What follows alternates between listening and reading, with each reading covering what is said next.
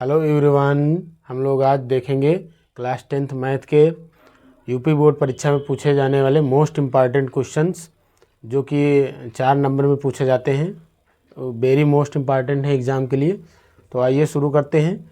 ये क्वेश्चन आप देख पा रहे हैं, इधर 5 क्वेश्चन लिखे हैं बोर्ड पर। ये प्रत्येक क्वेश्चन 4 नंबर में पूछे गए हैं और ये एग्ज़ाम में कई बार पूछे गए हैं। तो आइए शुरू करते हैं।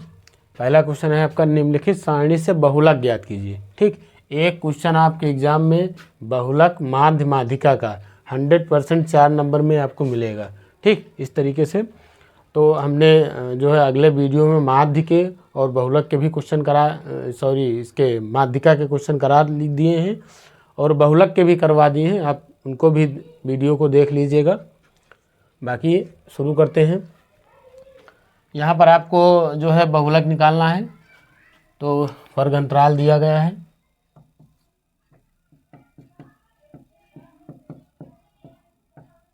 वर्ग अंतराल आपका है 0 से 10, 10 से 20, 20 से 30, 30 से 40, 40 से 50। ये आपका वर्ग अंतराल हो गया। फिर यहाँ पर बारंबारता दी गई है। बारंबारता कितना है? 6, 11, 21, 23 और 14। ठीक, इस तरीके से बारंबारता हो गई। अब हमको सबसे पहले बहुलक निकालने के लिए क्या करते हैं हम लोग? बहुलक वर्ग का चुनाव करते हैं, है ना। बहुलक वर्ग, देखिए यहाँ पर ये जो वर्ग अंतराल हैं, है ना, ये सब इनमें से बहुलक वर्ग कौन सा है? तो बहुलक वर्ग क्या होता है उसके लिए हम लोग देखेंगे सबसे बड़ी बारंबारता कौन सी है। सबसे बड़ी बारंबारता आप देख पा रहे हैं कि ये देखिए, ये इन बारंबारताओं में सबसे बड़ी बारंबारता 23 है। तो इसी के सामने का जो वर्ग अंतराल होगा उसे हम लोग बहुलक वर्ग बोलेंगे। क्या बोलेंगे? बहुलक वर्ग। ठीक, तो आपका ये देखिए 23 के सामने वर्ग अंतराल क्या मिल रहा है? 30 से 40। तो ये आपका बहुलक वर्ग हो गया। ठीक, इसको आप ऐसे बना लीजिए, ये हमारा बहुलक वर्ग हो जाएगा। ठीक, ये टेबल इस तरीके से कंप्लीट कर लेंगे हम लोग ऐसे। तो आपका बहुलक वर्ग क्या हो गया? ये 30 से 40। ठीक, अब बहुलक वर्ग के सामने की जो ये बारंबारता होती है इसको हम लोग बोलते हैं, क्या बोलते हैं? F1 बोलते हैं। क्या बोलते हैं? F1। इसके सामने के मतलब इसके ऊपर वाली क्या हो जाती है बारंबारता? F0। और इसके नीचे वाली बारंबारता क्या हो जाती है? F2। ठीक, और यहाँ पर जो बहुलक वर्ग की जो निम्न सीमा है इसको हम लोग L बोलते हैं। बहुलक वर्ग की निम्न सीमा क्या बोलेंगे? L बोलेंगे। ठीक, तो यहाँ पर आप लिखेंगे, क्योंकि यहाँ बहुलक वर्ग क्या लिखेंगे? यहाँ बहुलक वर्ग बराबर कितना है? 30 से 40 है। ठीक, अतः लिख देंगे L बराबर कितना है? 30 है। और F1 बराबर यहाँ लिख दीजिएगा, F1 बराबर 23, F0 बराबर कितना है? 21 है। और F2 बराबर कितना है? 14 है। ठीक, या फिर इसको आप इस तरीके से टेबल में भी दर्शा देंगे तो कोई दिक्कत नहीं है। ठीक, तो हमको सभी वैल्यू पता चल गई। अब हम लोग फार्मूला लगाएंगे। बहुलक बराबर सूत्र क्या होता है? L प्लस ऊपर क्या होता है? F1 माइनस F0 अपान क्या होता है? 2F1 minus F0 minus F2। ठीक, तो ये हो जाएगा F1 minus F0, 2F1 minus F0 minus F2 into H। ये आपका जो है क्या हो जाएगा? बहुलक का फार्मूला हो गया। H क्या होता है? जो वर्गंतराल में जितने का अंतर होता है। तो आप देख पा रहे हैं 0 से 10, 10 से 20, तो इनमें कितने का अंतर है? 10 का अंतर है। ठीक, तो H के स्थान पर 10 रख देंगे। तो ये आपका बहुलक का फार्मूला हो गया। सारे वैल्यूज इसमें रख देते हैं। तो यहाँ पर इधर देख लीजिए, बहुलक बराबर L के स्थान पर कितना रख देंगे? 30 रख देंगे। ठीक, प्लस ऊपर क्या है? F1 कितना है? 23 माइनस F0 कितना है? F0 आपका 21 है। अपान नीचे क्या हो जाएगा? 2F1, मतलब कि 2 इंटू F1 का मान कितना है? 23 है।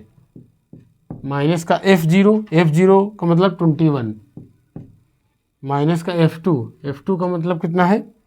F2 की वैल्यू है 14 हो गया, और इधर कितना हो जाएगा इंटू एच। एच इनमें अंतर कितने का वर्ग अंतराल में 10-10 का अंतर है, तो ये हमारा एच हो गया 10। ठीक, तो बहुलक बराबर 30 प्लस ऊपर देखिए 23 से 21 माइनस कर देंगे तो 2 बचेगा, और ये 10 भी ऊपर ही चला जाएगा, ये ऊपर ही मल्टीप्लाई होगा। नीचे देखिए 23 दून 46, और माइनस ये दोनों माइनस माइनस है तो जुड़ जाएंगे। ठीक, तो जोड़िए 4 में 1 जोड़ेंगे तो 5 आ जाएगा, और 2 1 3 हो गया।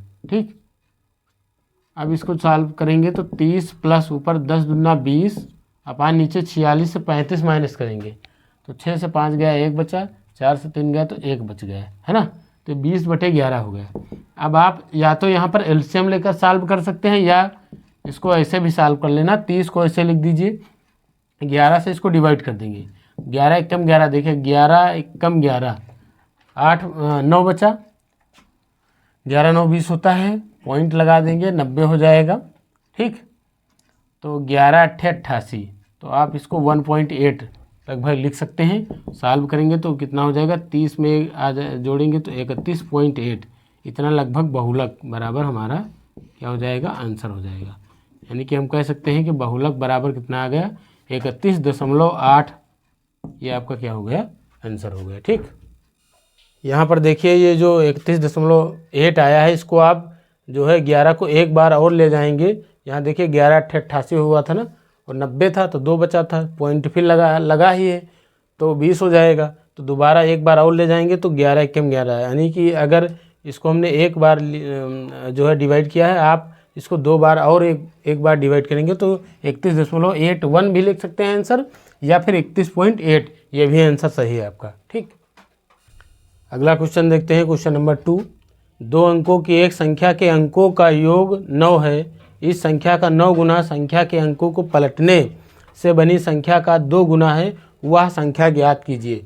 ये सभी क्वेश्चन जो हम करा रहे हैं ये आपके जो है प्रीवियस ईयर में पूछे गए क्वेश्चन हैं, और ये बहुत ही ज़बरदस्त, बहुत इंपॉर्टेंट है, वेरी मोस्ट इम्पॉर्टेंट, इसलिए इनको सभी क्वेश्चन तैयार कर लेना। देखिए 2 अंकों की एक संख्या, क्वेश्चन यहाँ पर क्या कह रहा है, 2 अंकों की एक संख्या के अंकों का योग 9 है। इस संख्या का 9 गुना संख्या के अंकों को पलटने से बनी संख्या का 2 गुना है, तो वह संख्या क्या होगी। जब भी आपको एग्जाम में 2 अंकों की संख्या पूछा जाए, ठीक, 2 अंकों की संख्या ज्ञात करने के लिए कहेगा, तब आपको क्या करेंगे, आप लोग इकाई का अंक x मानेंगे और दहाई का अंक y मान लेंगे। ठीक, तो इसको कैसे सॉल्व करेंगे, लिखेंगे माना इकाई का अंक बराबर x तथा दहाई का अंक बराबर क्या हो जाएगा, दहाई का अंक बराबर y। ठीक, हमने इकाई का अंक x मान लिया और दहाई का अंक क्या मान लिया, y मान लिया। तब संख्या बराबर क्या हो जाएगी, 2 अंकों की मानना है हमको। तो देखिए इकाई पर क्या होता है, ये x माना है इकाई, और इकाई पर हम लोग बनाने के लिए क्या करते हैं, 1 से गुणा करते हैं, तो 1 तो यहाँ लिखेंगे नहीं, फिर प्लस लगा देंगे। दहाई पर क्या आएगा y, लेकिन दहाई को हम लोग 10 से गुणा कर देते हैं, यानी कि संख्या क्या बनेगी 2 अंकों की, 10y + x, क्या बन जाएगी, 10y + x। याद रखना, इकाई का अंक x मानेंगे, दहाई का अंक y मानेंगे, तब 2 अंकों की संख्या बन जाएगी 10y + x। ठीक, ये तो ये संख्या हो गई। फिर पलटने पर बनी संख्या यही लिख देंगे, अंकों को पलटने पर क्या लिखेंगे, अंकों को पलटने पर बनी संख्या,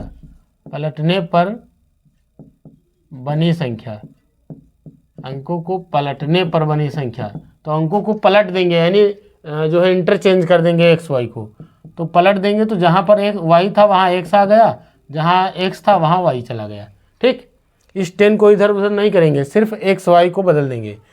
तो इकाई का अंक x है, दहाई का अंक y है, तब संख्या बनेगी 10y + x, और इस अंकों को पलटने पर बनेगी संख्या 10x + y। अब देखिए यहाँ पर क्वेश्चन में क्या कह रहा है कि 2 कंडीशन है। एक तो कह रहा है अंकों का योग 9 है, पहली कंडीशन ये है, यहाँ से एक संख्या के अंकों का योगफल कितना है, 9 है।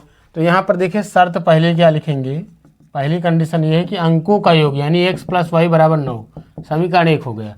फिर क्या कह रहा है, इस संख्या का 9 गुना, मतलब इस संख्या, जो संख्या ये पहले वाली संख्या मूल संख्या, इस संख्या का 9 गुना, ये शर्त दूसरी क्या है हमारी, शर्त सेकंड क्या है, इस संख्या का 9 गुना, यानी कि 10y प्लस एक्स का 9 गुना, इस संख्या का 9 गुना हो गया।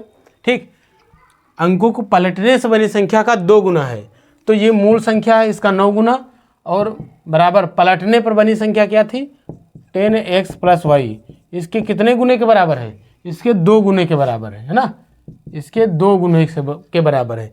क्या कहा है कि इस संख्या का 9 गुना संख्या के अंकों को पलटने से बनी संख्या का 2 गुना है, तो वह संख्या क्या होगी। तो यहाँ पर देखिए ये मेन संख्या मूल संख्या हमारी, इसका 9 गुना बराबर है पलटने पर, अंकों को पलटने से बनी संख्या का 2 गुने के बराबर। अब इसको जो है सॉल्व कर लेते हैं, तो 9 को गुणा 10y से करेंगे तो हो जाएगा 90y, फिर 9 को गुणा 1 से करेंगे तो हो जाएगा 9x, फिर 10 दूना 20x प्लस कितना हो जाएगा 2y। अब देखिए क्या करेंगे, इन सबको इधर ले आते हैं, तो 90y प्लस का 9x, 20x इधर आएगा तो माइनस में हो जाएगा, 2y इधर आएगा माइनस में, उधर 0 बचेगा। अब 90y से आपका 2y घट जाएगा तो कितना हो जाएगा 88y, और यहाँ पर देखिए 20x जो है वो माइनस का है, 9x प्लस का है, तो यहाँ पर भी घट जाएगा, लेकिन यहाँ पर माइनस का जो है बचेगा कितना 11 9 20 होता है, यानी कि 11x इक्वल टू क्या हो गया 0। अब इन दोनों में 11 कामन है, 11 के पहाड़े में 88 भी मिलेगा, 11 भी मिलेगा, तो 11 कामन ले लेंगे तो 11 8 यानी 8y, और माइनस यहाँ बचा x बराबर 0। अब ये देखिए 11 इधर पूरे के गुणे में है, उधर जाएगा बटे में, तो यहाँ आपका हो जाएगा 8y माइनस एक्स बराबर 0/11 करेंगे, 0/11 करेंगे तो 0 ही बचेगा आपका। तो ये आपका जो है क्या हो जाएगा, इसको आप जो है यहाँ पर निकाल दीजिए, x का मान निकाल सकते हैं, यानी 8y बराबर x। ठीक, इसको हम समीकरण 2 मान लेंगे। यहाँ से x बराबर 8y या 8y बराबर x भी कर सकते हैं, यानी x के स्थान पर हम लोग 8y रख सकते हैं। ठीक, तो यहाँ पर आगे इधर सॉल्व कर लेते हैं, इसको समीकरण 2 मान लिया। आप लिखेंगे समीकरण 2 से, लिखेंगे समीकरण 2 से x का मान समीकरण 1 में रखने पर, समीकरण 2 से x का मान, तो समीकरण 2 से x का मान कितना है, x का मान है 8y, समीकरण 2 से x का मान कितना है 8y, तो इसको समीकरण 1 में रख देते हैं, समीकरण 1 में x के स्थान पर 8y रख देते हैं। तो ये देखिए यहाँ पर 8y रख दिया, प्लस का y हो गया इक्वल टू उधर कितना है 9। ठीक, 8y में y जोड़ेंगे तो कितना आ जाएगा 9y आ जाएगा इक्वल टू 9। अब आप जानते हैं ये इधर मल्टीप्लाई में है, इधर कहाँ आएगा डिवाइड में आ जाएगा, 9 से 9 डिवाइड हो जाएगा तो y बराबर 1 आंसर आ जाएगा। y की वैल्यू कितनी आ जाएगी 9 1 जा 9, 9 1 जा 9, है ना। तो y का मान आ गया 1। अब जब y का मान 1 आ गया तो समीकरण 2 में रख दीजिए y का मान, अतः समीकरण 2 से आप देखिए ये y के स्थान पर हम लोग कितना रख देते हैं 1 equal to x, imply that x बराबर कितना आ जाएगा 8 आ जाएगा। तो x का मान यानी इकाई का अंक 8 आ गया, दहाई का अंक 1 आ गया, अतः हमारी संख्या कितनी हो जाएगी, अतः संख्या बराबर, संख्या हमने क्या मानी थी 10y प्लस एक्स, 10 गुणे y की वैल्यू कितनी हो जाएगी 1 प्लस x के स्थान पर 8 रख देंगे तो 10 एकम 10 प्लस 8 यानी कि 18, तो हमारी संख्या कितनी हो गई 18। ठीक, इस तरीके से हमने देखा कि 2 अंकों की संख्या कितनी आ गई 18। अगर आप इसके आंसर की जांच भी कर सकते हैं कि यहाँ पर देखिए जो 2 अंकों की संख्या 18 आई है, इनके अंकों का योग देखिए 8 में 1 जोड़ेंगे तो 9 आ जाएगा, यानी अंकों का योग कितना है 9 है। दूसरी बात, अगर इनको हम पलट दें, ये तो मूल संख्या है, इसको पलट दिया जाए तो पलटने पर संख्या क्या बनेगी, पलटने पर बनेगी 81। तो आप देखिए इस संख्या का 9 गुना, ये मूल संख्या 18 है, पर अंकों को पलटा तो क्या बन गई 81, तो इस संख्या का 9 गुना 18 9 कितना हो जाएगा 162, और ये जो मेन वाली संख्या पलटने पर संख्या है 81, इसके 2 गुने के बराबर है। भाई इस 18 का 9 गुना 162, 81 का 2 गुना भी 162। तो इस तरीके से आप आंसर की जांच भी कर सकते हैं। तो ये आपका आंसर हो गया। अब देखेंगे क्वेश्चन नंबर 3। क्वेश्चन नंबर 3 आपका दिया गया है द्विघात समीकरण इतने को हल कीजिए। ठीक, ये है बहुत ही सरल क्वेश्चन एक प्रकार से, लेकिन इस टाइप का एक क्वेश्चन मिलेगा जरूर एग्जाम में, है ना। वो चाहे द्विघात बहुपद का मिल जाए, चाहे द्विघात समीकरण को हल करने के लिए आ जाए। बहुपद में कहेगा तो कहेगा इसका शून्य ज्ञात कीजिए, ठीक, या फिर द्विघात समीकरण में इसको हल करने के लिए ऐसे आ सकता है। तो यहाँ पर देखिए क्वेश्चन नंबर 3 हमको द्विघात समीकरण दिया गया है। द्विघात समीकरण हमारा कितना दे रखा है, द्विघात समीकरण हमको दिया गया है 2x² माइनस का 5x प्लस 3 इक्वल टू 0। ये हमको द्विघात समीकरण दिया गया है, इसको हल करना है। हल करने का मतलब x का मान निकालना है ना। और द्विघात समीकरण, और एक बात हम इससे भी कह सकते हैं कि हल करने का मतलब द्विघात समीकरण के मूल निकालना है। और मूल होते क्या हैं? मूल तो वही होते हैं x की वैल्यू, और ये द्विघात समीकरण है तो x के 2 वैल्यू आएंगी, है ना। वही क्या कहलाएंगे? इसके मूल कहलाएंगे। तो हल करने के लिए द्विघात समीकरण को हल करने की विधियाँ आपने पढ़ी है। कितनी विधियाँ होती हैं आपके कोर्स में? 2 विधियाँ दी गई हैं, एक गुणनखंड विधि, दूसरा क्या है? द्विघात फार्मूला विधि। ठीक, तो यहाँ पर 2 विधियाँ आपके कोर्स में है। एक पूर्ण वर्ग विधि भी थी लेकिन वो अब हट गई है। तो यहाँ पर हम लोग सबसे पहले इसका गुणनखंड मेथड देखते हैं। अगर गुणनखंड नहीं बन पाया तो फिर जो है क्या करेंगे? द्विघात फार्मूला लगा देंगे। तो यहाँ पर देखिए, अगर इस तरीके का क्वेश्चन आपका द्विघात मिलता है तो एक्स स्क्वायर के आगे जो लिखा होता है उससे हम लोग लास्ट वाले अचर नंबर को मल्टीप्लाई कर लेते हैं। तो यहाँ पर 2 लिखा है, देखिए एक्स स्क्वायर के आगे 2 का गुणा सबसे पहले 3 से कर लेंगे तो आ जाएगा 6। कितना आ जाएगा? 6। लेकिन अलग कहीं नोट कर लेंगे रफली, है ना। अब हम लोग ऐसी 2 संख्याएं मानते हैं कि गुणा करने पर ये 6 मिल जाए, है ना। गुणा करने पर 6 मिल जाए। फिर ये लास्ट वाला चिन्ह देखिए, जो लास्ट में चिन्ह है वो कितना है? प्लस, है ना। अचर पद के सामने का चिन्ह प्लस। तो जोड़ने पर क्या मिल जाए? x का गुणांक यानी 5 मिल जाए। तो ऐसी 2 संख्याएं माननी है कि गुणा करने पर 6 आ जाए, जोड़ने पर ये x का गुणांक यानी 5 आ जाए। तो 3 दूनी 6, आप जानते हैं 3 गुणे 2 यानी कि कितना हो जाएगा? 6। 3 में 2 ऐड करेंगे तो आ जाएगा 5। तो यहाँ पर हमारे पास 2 संख्याएं कौन सी मिल गई? 3 और 2। तो सॉल्व कर लेते हैं। यहाँ देखिए 2x स्क्वायर माइनस इस 5 के स्थान पर हम क्या लिखेंगे? 3 प्लस 2। ये 5 कैसे आएगा? 3 में 2 जोड़ेंगे तब आएगा। बगल में क्या है? ये वाला x प्लस 3 इक्वल टू 0। अब अगले स्टेप पर क्या करते हैं कि जो है इस x का मल्टीप्लाई दोनों के साथ कर लेते हैं। लेकिन आगे का साइन देख लीजिए, आगे माइनस है, इसलिए जैसे ही ब्रैकेट खोलेंगे अंदर का चिन्ह बदल जाएगा। तो ये x का गुणा 3 से करेंगे तो यहाँ पर बाहर माइनस है तो माइनस का 3x हो जाएगा, लेकिन यहाँ पर माइनस की वजह से ये वाला प्लस माइनस हो जाएगा। फिर x का गुणा 2 से करेंगे तो क्या आ जाएगा? 2x आ जाएगा प्लस 3 बराबर 0।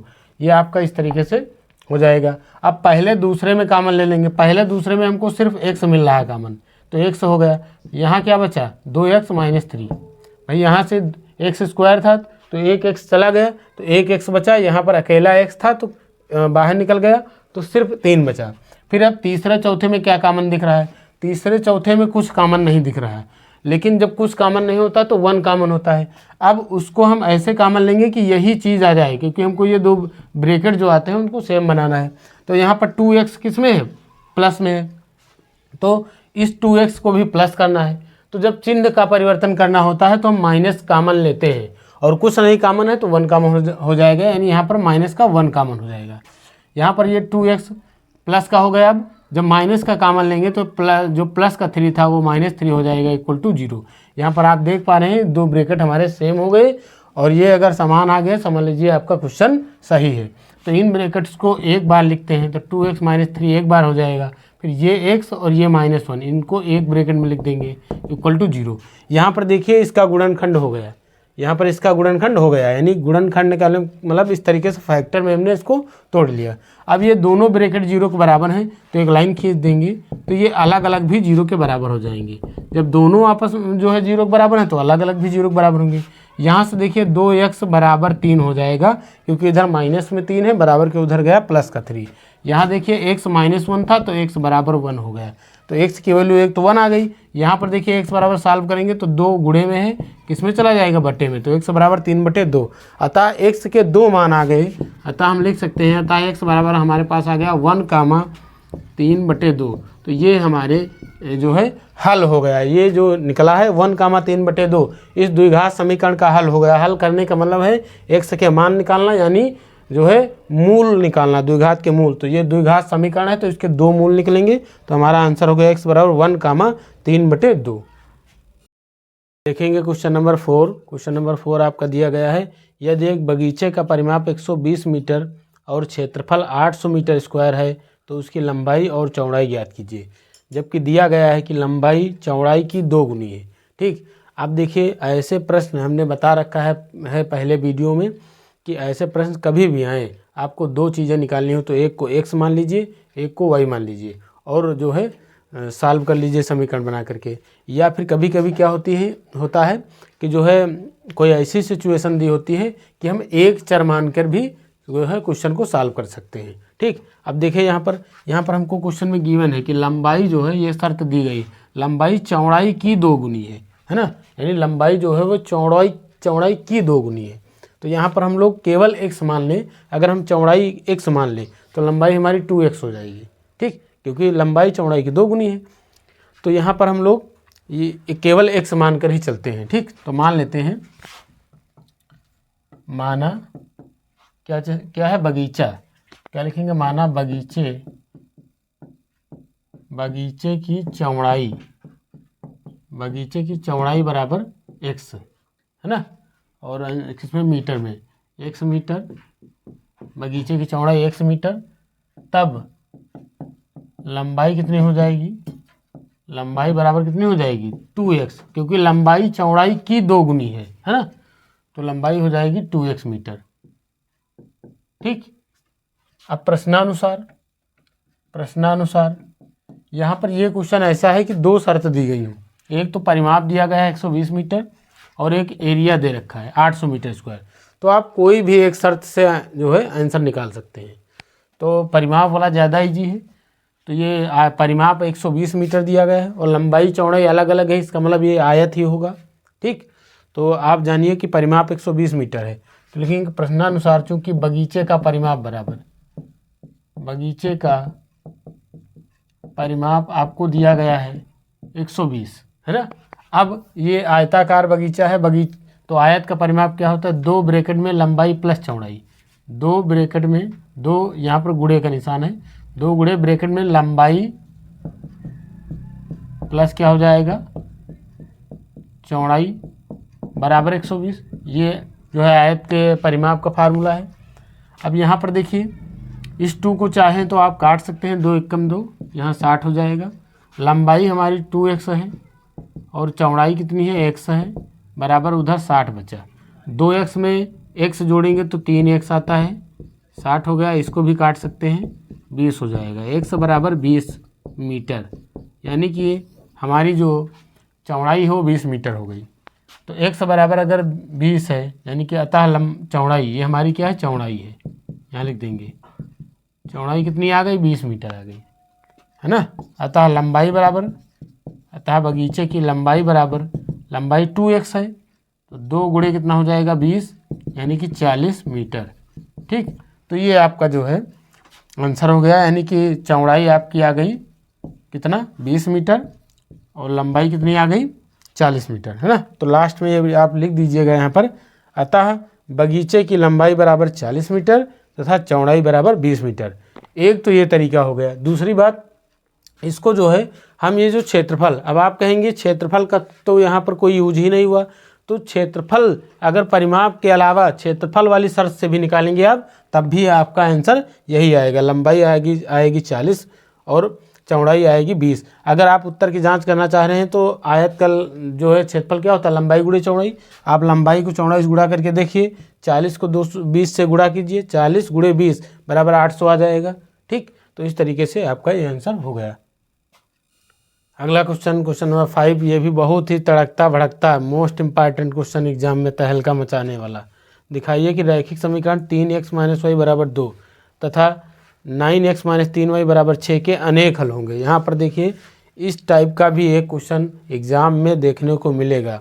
तो यहाँ पर 2 रैखिक समीकरण दिए गए हैं, यानी कि आपका ये चैप्टर जो है कौन सा है, 3rd वाला, तीसरे चैप्टर का सवाल है। तो अनेक हल होंगे, ये हमको बताना है, ठीक, सिद्ध करना है। तो यहाँ पर हल होने की 3 कंडीशन होती हैं। आपका पहला कंडीशन होता है a1/a2 does not equal to b1/b2। अगर ऐसी सिचुएशन मिलती है तो क्या होता है, केवल एक हल होता है, केवल एक हल होता है ना। और जब ऐसी सिचुएशन मिलती है a1/a2 बराबर b1/b2 और does not equal to c1/c2, तब क्या होता है, यहाँ पर कोई हल नहीं होता, क्योंकि ये समांतर वाले रेखाएं जब समांतर होती है उसकी कंडीशन है। और तीसरा हल जो होता है आपका a1/a2 बराबर b1/b2 बराबर c1/c2, इसमें क्या होते हैं, अपरिमित रूप से अनेक हल होते हैं। तो हमको यही कंडीशन यहाँ पर प्रूफ कर देनी है, यानी A1/A2 और B1/B2 C1/C2 इन तीनों के मान बराबर दिखा देना है। बस यह आपका जो है क्वेश्चन सॉल्व हो जाएगा। तो अनेक हल होने के लिए क्या होना चाहिए कंडीशन, A1/A2 बराबर B1/B2 बराबर C1/C2, ये अनेक हल होने के लिए कंडीशन है। ठीक, तो आइए शुरू करते हैं इसको। यहाँ पर सबसे पहले बात करेंगे कि A1 B1 C1 कहाँ से निकलेगा और A2 B2 और C2 कहाँ से निकलेगा। तो देखिए समीकरण जो पहला वाला समीकरण दिया गया है, क्या लिखा है 3x माइनस का y। अब इस 2 को जो है इधर ले आएंगे। ठीक, -2 बराबर 0। अगर दोनों समीकरणों में ये बराबर के उधर है तो कोई दिक्कत नहीं है, नहीं लाएंगे तब भी चल जाएगा, लेकिन ले आइए ज़्यादा ठीक रहेगा। इसको समीकरण 1 मान लेंगे, है ना। और तथा दूसरा वाला जो हमारा समीकरण है क्या है 9x माइनस का 3y, और इधर ले आएंगे 6 को तो -6 हो जाएगा बराबर 0, समीकरण 2 हो जाएगा। अब क्या करेंगे, लिखेंगे समीकरण 1 की तुलना, समीकरण 1 की तुलना A1x plus B1y plus C1 बराबर 0 से, तथा समीकरण 2 की तुलना, समीकरण 2 की तुलना A2x plus B2y plus C2 बराबर 0 से करने पर। ठीक, यहाँ पर देखिए तो A1, अब समीकरण 1 की तुलना A1x plus B1y plus C1 बराबर 0 से करेंगे तो A1 हमारा हो जाएगा 3 हो जाएगा, B1 कितना हो जाएगा, B1 हो जाएगा -1, C1 कितना हो जाएगा -2 हो जाएगा। ठीक, और जब समीकरण 2 की तुलना A2x plus B2y plus C2 बराबर 0 से करेंगे तो A2 हमारा हो जाएगा 9 और B2 हमारा हो जाएगा कितना -3 और C2 बराबर हो जाएगा हमारा कितना हो जाएगा -6। इस तरीके से A1 B1 C1 और A2 B2 C2 निकाल आएंगे। अब जो है हम लोग क्या करेंगे, A1/A2 की वैल्यू निकालेंगे। तो A1 हमारा 3 है, A2 की वैल्यू 9 है, काट दिया 3 × 9 3, 3 × 9 यानी कि 1/3 आ गया। अब B1/B2 निकालेंगे तो B1 हमारा है -1, B2 कितना है -3 है, माइनस बर्बाद हो गया, 1/3 आ गया। इसी प्रकार जब हम C1/C2 निकालेंगे, ठीक, C1/C2 जब निकालेंगे तो C1 -2 है और C2 कितना है -6 है, माइनस से माइनस बर्बाद हो जाएगा, 2 × 2 2 × 6 यानी कि 1/3 आ गया। तो यहाँ पर हम देख रहे हैं कि A1/A2 की वैल्यू भी 1/3 आई, B1/B2 की वैल्यू भी 1/3 आई, C1/C2 की वैल्यू भी 1/3 आई, है ना। तो क्या लिखेंगे चूँकि स्पष्ट है, क्या लिखेंगे, चूँकि स्पष्ट है कि, क्या स्पष्ट है, A1/A2 बराबर आया है B1/B2 बराबर है C1/C2, है ना। और ये कंडीशन हमने बताया था जो है किसकी कंडीशन है, जब अनेक हल होते हैं, है ना। तो A1/A2 बराबर B1/B2 बराबर C1/C2। अतः समीकरण के, इसके बाद यहाँ देख लेते हैं क्या लिखेंगे लास्ट में, अतः समीकरण निकाय या समीकरण युग्म, चाहे जो लिख दीजिए, समीकरण निकाय या समीकरण युग्म के अनेक हल होंगे, है ना, या अपरिमित रूप से अनेक हल होंगे, अनेक हल होंगे। तो ये आपका क्या हो गया, सिद्ध हो गया। ठीक, तो इस तरीके से आपके ये वेरी मोस्ट इम्पॉर्टेंट 5 क्वेश्चन हो गए मैथ के, जो एग्ज़ाम यानी आगामी बोर्ड परीक्षा जो है 2025 यूपी बोर्ड परीक्षा में आने की संभावना है और आएंगे। ठीक, तो इस वीडियो में बेटा यहीं तक, बाकी मिलते हैं इसी तरीके के जो है 4-4 नंबर वाले, 2-2 नंबर वाले और 6-6 नंबर वाले और बहुविकल्पी पर वेरी मोस्ट इम्पॉर्टेंट लेकर के अगले वीडियो में। ठीक, तो बेटा अगर वीडियो पसंद आया हो तो लाइक कीजिए, कमेंट करिएगा और चैनल को एडवांस क्लासेस चैनल को सब्सक्राइब कर लीजिए, जिससे आपको इसी तरीके के वीडियो मिलते रहेंगे, जिससे आपकी परीक्षा की तैयारी बहुत ही अच्छे ढंग से हो जाएगी। धन्यवाद।